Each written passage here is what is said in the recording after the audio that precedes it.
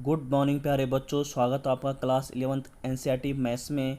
और आशा करता हूं कि आप इस वैश्विक महामारी में भी बहुत सुरक्षित होंगे और अच्छे से अपनी तैयारी कर रहे होंगे। तो आज का जो हमारा टॉपिक है प्यारे बच्चों, वो है चैप्टर नंबर 1, नाम है समुच्चय यानी कि सेट्स। तो हम आज समुच्चय के जो मूलभूत परिभाषाएं हैं यानी कि फंडामेंटल डेफिनेशंस ऑफ सेट हैं, समुच्चय का निरूपण है यानी कि रिप्रेजेंटेशन ऑफ सेट है, उस विषय में चर्चा करेंगे। तो चलिए समुच्चय को समझते हैं कुछ एग्जाम्पल्स के थ्रू। सबसे पहला एग्जाम्पल अगर मैं आपसे कहूं प्यारे बच्चों कि अगर मैं आपसे कहूं कि प्रथम 5 प्राकृतिक संख्याओं को लिखिए, तो ऑफकोर्स आप लिखेंगे 1 2 3 4 5, ठीक है। और थोड़ा जो गणित के जानकार है, अगर मैं उनसे कहूँ कि आप भी प्रथम 5 प्राकृतिक संख्याओं को लिखिए, तो हर कोई क्या लिखेगा प्यारे बच्चों? 1 2 3 4 5 ही लिखेगा, ठीक है। इसके अलावा तो कुछ नहीं लिखेगा। क्लियर है? ऐसे ही अगर मैं कह दूँ, इंग्लिश के जो जानकार हैं उनसे कहूँ कि इंग्लिश वॉल्स यानी कि जो अंग्रेजी के स्वर हैं उनको आप लिखिए, तो हर कोई यही लिखेगा AEIOU, ठीक है। यही होते हैं अंग्रेजी के स्वर यानी वाउल्स। तो आप ये देखेंगे कि यहाँ पे जो हमने 2 एग्जांपल्स आपको बताए, उसमें जो रिजल्ट आ रहा है वो फिक्स आ रहा है, यानी कि उसमें इफ़ एंड बट की कोई कंडीशंस हमने नहीं छोड़ी है। हमने कहा कि प्रथम 5 प्राकृतिक संख्याओं का संग्रह कीजिए, तो लिख दिया 1 2 3 4 5। और हमने बोला कि अंग्रेजी के स्वर लिखिए, तो सबने लिखा AEIOU। क्लियर है? इसका मतलब क्या हुआ कि इन दोनों क्वेश्चनों के हर कोई जो उत्तर देगा बच्चों यही देगा, ठीक है। जैसे मैंने आपको बताया प्रथम 5 प्राकृतिक संख्याएं और अंग्रेजी के स्वर। तो इसका मतलब ये हुआ कि ये क्या हुए? ये होंगे सुपरिभाषित। इसको हम क्या नाम दे सकते हैं? सुपरिभाषित, यानी कि वेल डिफाइन है। वेल डिफाइन का मतलब या सुपरिभाषित का मतलब ये हुआ कि जो चेंज नहीं होता अलग अलग लोगों के लिए, यानी कि हर एक का आंसर बच्चों एक ही आना चाहिए, उसको हम बोलेंगे सुपरिभाषित। यानी कि अगर आप उसको कहीं भी उस क्वेश्चन को पूछोगे तो उसका आंसर आपको एक ही मिलेगा। तो हम इनको कह सकते हैं ये क्या है? वेल डिफाइन है, यानी कि सुपरिभाषित है।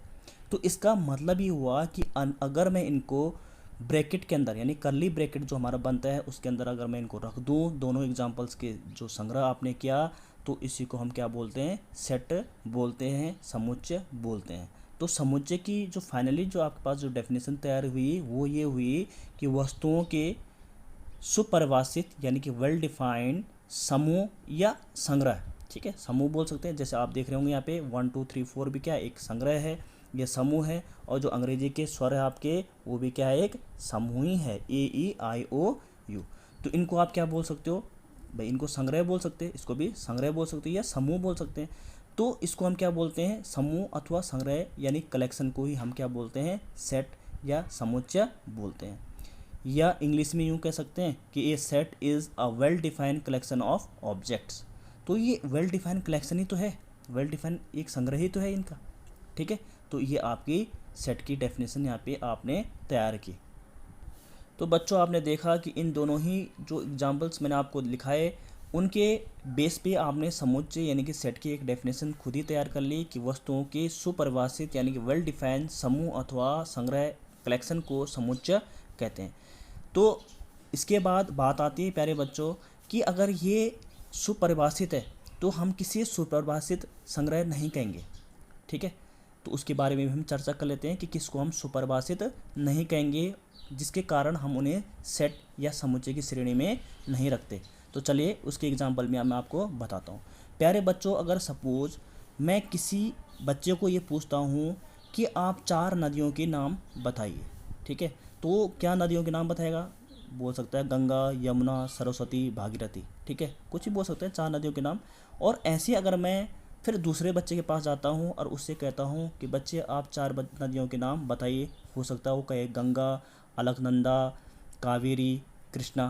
तो यहाँ पे आप देखेंगे कि दोनों की आंसर राइट है।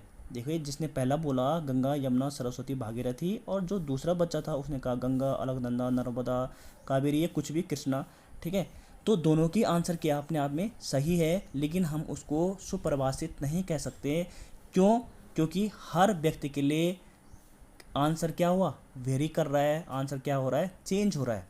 ठीक है, तो वहाँ पे वेल डिफाइन की जो कंडीशंस है वो क्या हो जाती है, समाप्त हो जाती है, ख़त्म हो जाती है प्यारे बच्चों।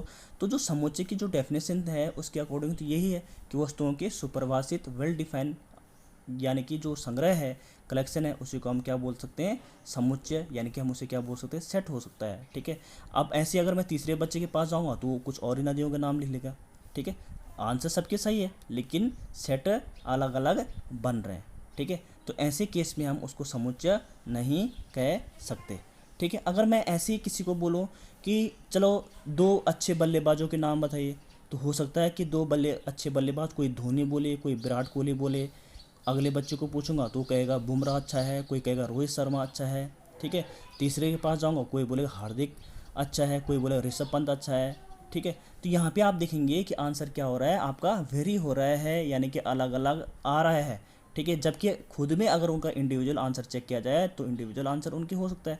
अब यहाँ पे अच्छे बल्लेबाज, जैसे मैंने कहा, उसने कहा कि धोनी है, हो सकता है धोनी को किस कैटेगरी के अनुसार उसने अच्छा बल्लेबाज बोला, विराट को किस हिसाब से अच्छा बोला, क्योंकि यहाँ पे अलग अलग लोगों की पसंद पे डिपेंड कर रहा है कि उसको कौन सा बल्लेबाज पसंद है। तो ये भी क्या है, आपका समुच्चय यानी कि सेट नहीं कहलाएगा, क्योंकि हर एक के आंसर क्या हो रहे हैं, अलग अलग आ रहे हैं। और जबकि जो मैंने आपको पहला और जो दूसरा एग्जाम्पल लिखा है प्यारे बच्चों, 5 प्राकृतिक संख्याओं और अंग्रेजी के जो स्वर हैं उनके बारे में बात की, तो वो आप कहीं भी पूछोगे तो आपको 1 2 3 4 5 ही मिलेंगे, प्रथम 5 प्राकृतिक संख्याएं, और अंग्रेजी के जो वॉवल्स हैं वो AEIOU ही होंगे। तो आपको उम्मीद करता हूँ कि ये यहाँ तक क्लियर हुआ होगा। इसी प्रकार प्यारे बच्चों आप बहुत सारे एग्जाम्पल्स खुद भी बना सकते हैं। ठीक है, जैसे मैं अगर एक एग्जाम्पल और बनाऊँ, मैं कहूँ कि क्लास 10th में यानी क्लास 10 में किन बच्चों ने प्रथम श्रेणी से अपनी परीक्षा उत्तीर्ण की है। ठीक है, तो आप एकदम से बता सकते हैं, क्योंकि वहाँ पे वो क्या होगा, एक डिफाइन होगा, वेल डिफाइन कलेक्शन होगा उनका, कि एक क्लास में जो सपोज 10th में 40 स्टूडेंट थे, तो 40 में से कितने की फर्स्ट डिवीजन आई, हो सकता है वहाँ पे 20 हो, 25 हो, लेकिन वो क्या एक फिक्स अमाउंट होगी। तो हम उसको जहाँ पे फिक्सेशन होता है, जहाँ पे फिक्स होता है, जहाँ पे आंसर क्लियर कट हो, वहीं पे हम क्या बोल सकते हैं, वो सेट के जो नॉर्म्स है उनको होल्ड करता है। ठीक है, जो समुच्चय है, जो सेट है प्यारे बच्चों, उनको लिखना, जो हम जब लिखते हैं उनको, तो हमेशा इंग्लिश अल्फ़ाबेट के अकॉर्डिंग ही लिखते हैं, यानी कि इंग्लिश अल्फ़ाबेट में लिखते हैं। ठीक है, जैसे A B, जैसे मैंने लिखा है ABC, आप कुछ बना सकते हैं। तो जैसे मैंने एग्जाम्पल 1 का लिया, 1 2 3 4 5, यानी प्रथम 5 जो प्राकृतिक संख्या थी उनको मैंने लिख दिया 1 2 3 4 5। और जो सेट को लिखने का एक तरीका है वो है आपका करली ब्रैकेट, या आपको ब्रैकेट दिख रहे होंगे, उनके अंदर हम उस चीज़ को लिखते हैं। जैसे यहाँ पे 1 2 3 4 5 लिखा है, बी सेट मैंने इसका बना दिया है अंग्रेजी के स्वर के AEIOU और करली ब्रैकेट। तो यहाँ तक हम कंप्लीट कर चुके हैं। अब बढ़ेंगे हम समुच्चय का निरूपण, यानी कि रिप्रेजेंटेशन ऑफ अ सेट। ठीक है, यहाँ पे किसी भी समुच्चय को जो है 2 विधियों द्वारा हम निरूपित करते हैं। पहली विधि है प्यारे बच्चों आपका रोस्टर विधि, जिसे हम सूची विधि भी बोलते हैं, यानी कि रोस्टर फॉर्म, या फिर उसे टैबुलर फॉर्म भी बोल सकते हैं। दूसरा है इसमें गुण विधि या समुच्चय निर्माण विधि। ठीक है, यानी कि प्रॉपर्टी, या फिर क्या बोल सकते हो उसे, सेट बिल्डर फॉर्म। तो आप कोई भी याद कर लीजिएगा इनमें से, तो जैसे हम लिख सकते हैं रोस्टर फॉर्म में, या बोल सकते हैं दूसरी विधि क्या है, सेट बिल्डर फॉर्म में। ठीक है, अब इनको कैसे करना है उसके बारे में आपको बताते हैं। तो चलिए बात करते हैं। पहली जो आपके पास विधि है वो है रोस्टर विधि, यानी कि आपका उसे बोल सकते हैं हम सूची विधि। तो बच्चों यहाँ पे सूची यानी कि हम क्या करते हैं, जो अव्यय होते हैं यानी जो एलिमेंट्स होते हैं किसी भी सेट के, किसी भी समुच्चय के, उनको हम क्या करते हैं, सूची के रूप में लिखते हैं और उनके बीच में कॉमास लगाते हैं। जैसे कि आपने यहाँ पे, मैं ऑलरेडी आपको एग्जांपल के थ्रू समझा चुका हूँ। तो एक तरफ से जो A और B मैंने लिखे हैं, सेट A और B, ये खुद क्या है, रोस्टर फॉर्म में ही है सूची विधि में। तो सूची विधि कोई हम रोस्टर विधि भी बोल सकते हैं। इसमें हम क्या करते हैं, सूची बनाते हैं, जैसे 1 2 3 4 5, उनके बीच कॉमास का इस्तेमाल करते हैं, और करली ब्रैकेट आपको जैसे यहाँ पे दिख रहा है। ठीक है, समझ में बात आई। तो ये आपका क्या हुआ, रोस्टर विधि का ही एक एग्जाम्पल है, ये यहाँ पे मैं करा चुका हूँ। दूसरा आता है आपके पास समुच्चय निर्माण विधि, यानी कि सेट बिल्डर फॉर्म। तो सेट बिल्डर फॉर्म में हम कैसे लिखेंगे इसके बारे में बात करते हैं। तो बच्चों जो समुच्चय निर्माण विधि है उसमें हम क्या करते हैं कि जितने भी अव्यय हैं आपके पास किसी सेट के, उनको एक चर से, यानी स्वेच्चर यानी कि एक वेरिएबल x के द्वारा, ठीक है, x के द्वारा हम क्या करते हैं, प्रदर्शित करते हैं, और उसके बीच में सच दैट यानी कि कोलन का साइन लगाते हैं। कोलन मीन्स जो ये डबल डैश आपको दिखता है, डबल डॉट, ठीक है, इसे बोलते हैं कोलन या सच दैट, और x से निरूपित करते हैं सभी अव्यय यानी कि एलिमेंट्स को। तो जैसे मैंने यहाँ पे एक बना रखा है, एक एग्जांपल के थ्रू आपको समझा रहा हूँ समुच्चय निर्माण विधि को। जैसे मैंने लिखा यहाँ पे एक सेट ए है, x के बराबर है, और सच दैट मतलब x किस प्रकार है, x एक प्राकृतिक संख्या है, ठीक है, x क्या है, एक प्राकृतिक संख्या है जो 6 से कम है।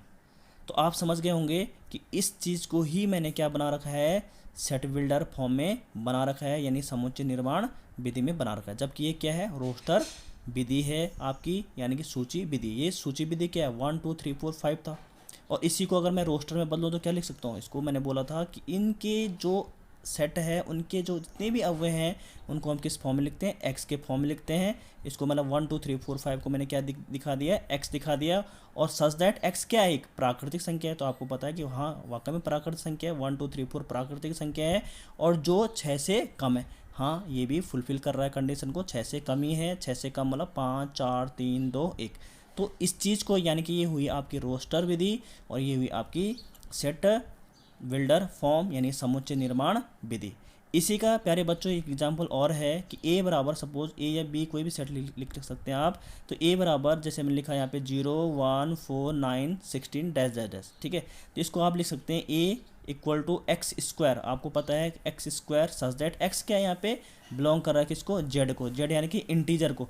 अब इंटीजर तो भाई 0 भी होता है, 1 2 3 4 5, तो यहाँ पे आप अगर x की जगह में, x किसको रिप्रेजेंट कर रहा है, इंटीजर को, तो आप प्यारे बच्चों यहाँ पे रखना शुरू कर लीजिए। x की जगह हम सबसे पहले 0 रखेंगे, तो आपको क्या मिलेगा, 0 का स्क्वायर 0 ही मिलेगा, तो ठीक है, अच्छी बात है, वो भी इंटीजर है। 1 का स्क्वायर 1 मिला, यहाँ पे आपने इंटीजर 2 रखा तो 2 का स्क्वायर आपको 4 मिला, 3 रखा तो 3 का स्क्वायर 9 मिला, ऐसे 4 हो गए तो 16 मिलेगा, ऐसे 5 रखोगे तो 25, क्योंकि यहाँ पे डॉट डॉट का रखा हमने, तो यानी कि 16 के बाद भी और स्क्वायर वाले नंबर आएंगे। जैसे 16 के बाद क्या आ सकता है, 25 आ सकता है, फिर उसके बाद 36 आ सकता है, 49 आ सकता है। तो इसको हम लिखने का तरीका क्या होता है हमारा, ये होता है, इसे बोलते हैं हम समुच्चय निर्माण विधि।